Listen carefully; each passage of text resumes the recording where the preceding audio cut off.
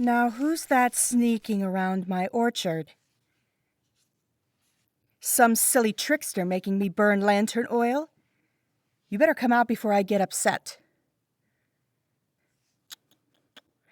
Come out, wherever you are.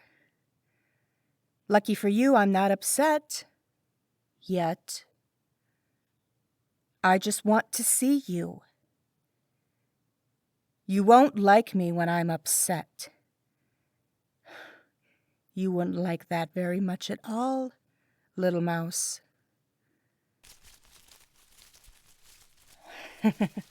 Hey there.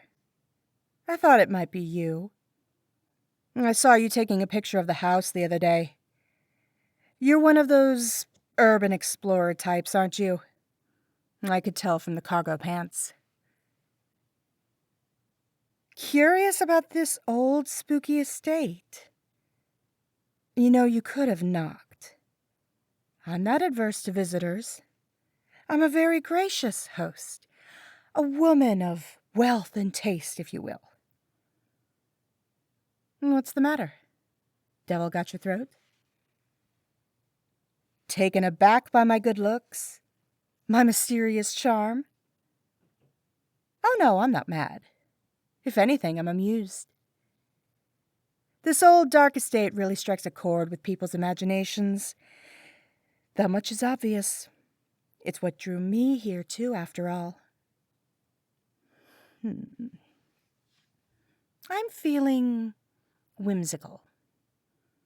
So I suppose I can show you around if you like, but on one condition. Only one little requirement.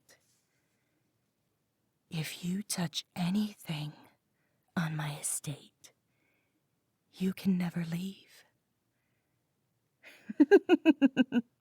Oh, I'm very serious. Break that rule, and you can never, ever leave. Maybe I'm a serial killer and I'm going to chop you up into pieces. Maybe I'm a demon and I'll eat your soul. Or maybe I'm a witch and I'll turn you into a cat. Fool around and find out, as the kids say. Still curious? Willing to risk it? Very well, my brave, brave friend. Tell me, before we begin our tour, what do they say about this place? I need to adjust the tour to your expectations.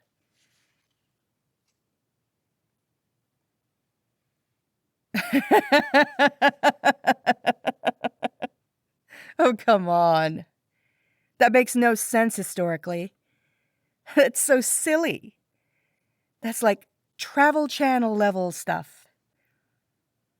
I mean, first of all, there were no actual witches at the Salem witch trials. It was just mass hysteria. And even if there were, they wouldn't have fled all the way to Michigan. And even if that was true, even if all of that was legit, that would have been almost 200 years before this estate was built. Next, you're going to tell me the Loveland frog lives in my basement. Sorry, that's just such a silly story. Especially since there's so much that really happened here. Would you like to hear it? I can get a little long-winded. This whole estate was owned by Abraham J. Fowler, the glass baron that founded this city. Every part except this orchard we're standing in. This orchard was the property of Ephraim Moses Larson, a local farmer. Fowler coveted it for its beauty and because he already owned all the land around it. Larson wouldn't sell, though. He was attached to the place.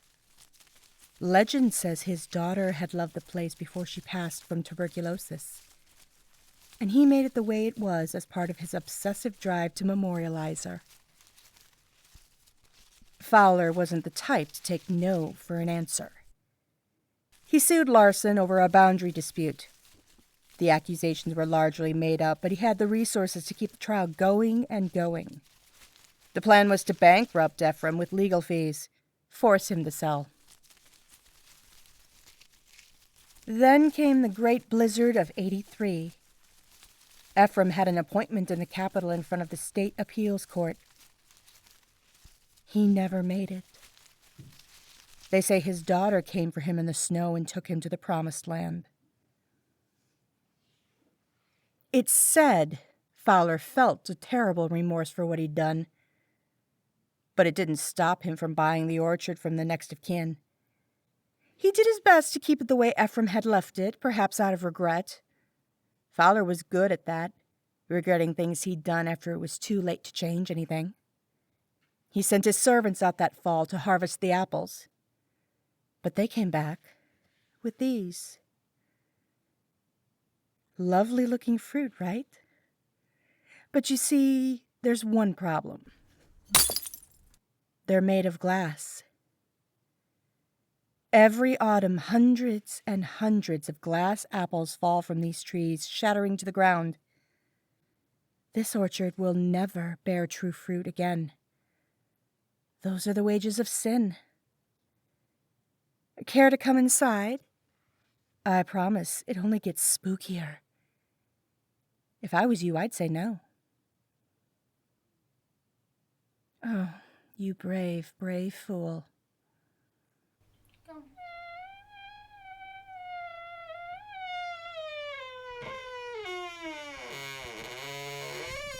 Incredible, isn't it? I suppose a glass baron's home should be full of glass after all. He made this maze of mirrors in order to make the home seem even bigger than it already was. It's said some people would get lost in this house for days. Some even say he made a deal with the devil to make it bigger on the inside. Don't stare too long. You might see somebody you know. Follow me to the study. Take my hand or you might get lost. Your hands are warm and rough. You remind me of somebody.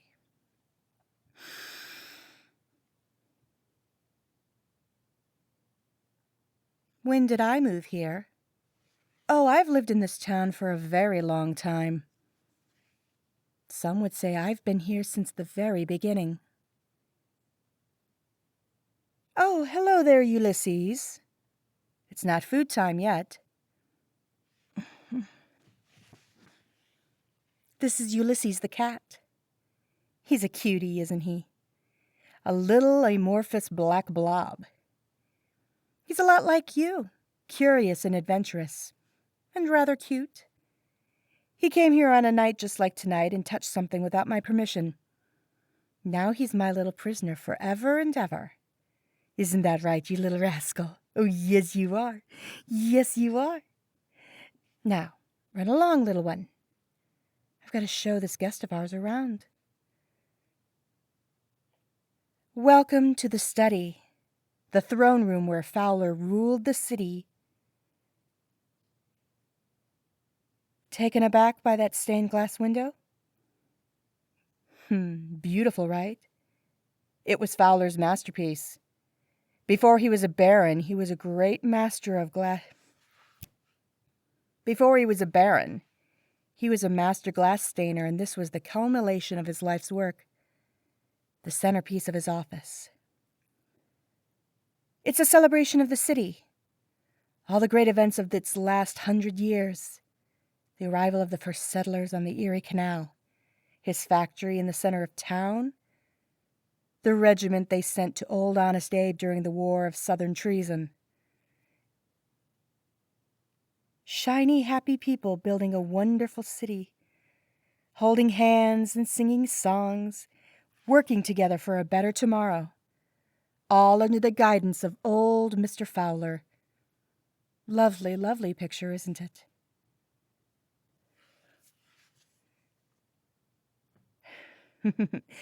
But you want to see something really cool? Let me adjust this light on my lantern. It's all different now, isn't it? All the veneer of selflessness has washed away. Now the window depicts all the sins that led to the creation of the city you call home. We see the time he brought the Pinkertons to break the Great Strike of '94, the burning streets during the race riot of '06, the bombing campaign of 1919 that got blamed on the anarchists, but was really him trying to drive all the retail shops and banks he didn't own out of town. And of course, old Ephraim freezing to death out in the snow. All under the watchful eye of the city's greatest sinner. Nothing but sin. Beautiful, beautiful sins. Why would he make this? He didn't. At least, not intentionally. But cursed trees bear rotten fruit. He couldn't hide what he'd done anymore. It said everyone who walked in here saw the second image, but they all pretended they saw the first. Then one day he saw it too. And poor Mr. Fowler, well, his little old heart just gave out. They buried him downtown in the Episcopalian cemetery. He never left this old dark house, though.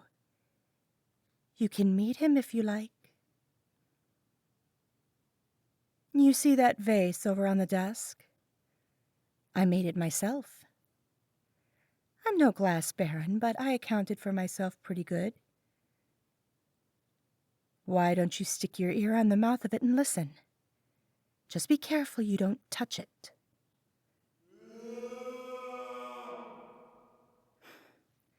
Fowler's ghost wandered these halls for many years, afraid to die, for he knew what fires awaited him. The most powerful man in the city was reduced to a shadow on the wall. Pathetic. Oh, he's harmless. Just the spirit of a sad, broken old man. Couldn't hurt a fly even if he wanted. I tried to just ignore him, but I found his crying to be tiresome. So I stuck him in that vase and gave him something to really cry about. Listen to those lovely, lovely screams. What's the matter? You look a little disturbed. I never said this place wasn't haunted after all. Those glass apples should have been a warning. You urban explorers aren't good with warning signs, though, are you? Scared? Want me to call your mommy? You feed off of misery and decay, and yet you're all just cowards, aren't you? Never faced anything scarier than some homeless people and junkyard dogs. Well, now you can say you've seen something really scary. Are you impressed with the estate? Is it as spooky as you hoped? I bet this would make for a really interesting Instagram post. I hope you've enjoyed it because you'll be here for a very, very long time. Don't you remember back in the maze? You broke my little rule. Oh, you haven't touched anything. Are you sure? You took my hand earlier, did you not? That counts in my book.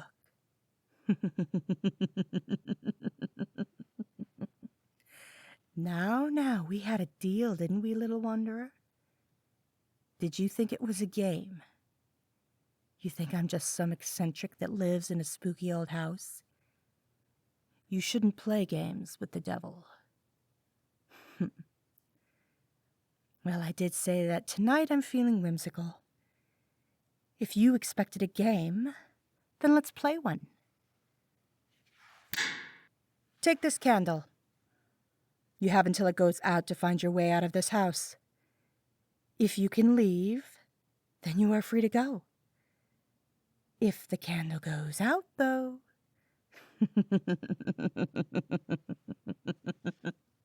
Well then, I hope you enjoy wandering aimlessly in the dark, because you'll be doing that for quite a long time.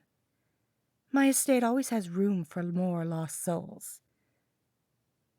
You better get moving, little mouse. That candle's already looking pretty weak. I'd say you have anywhere from 2 hours to 5 minutes. You won't get another, and the sun isn't coming up tomorrow. Not for you, at least. Nobody is coming to help you.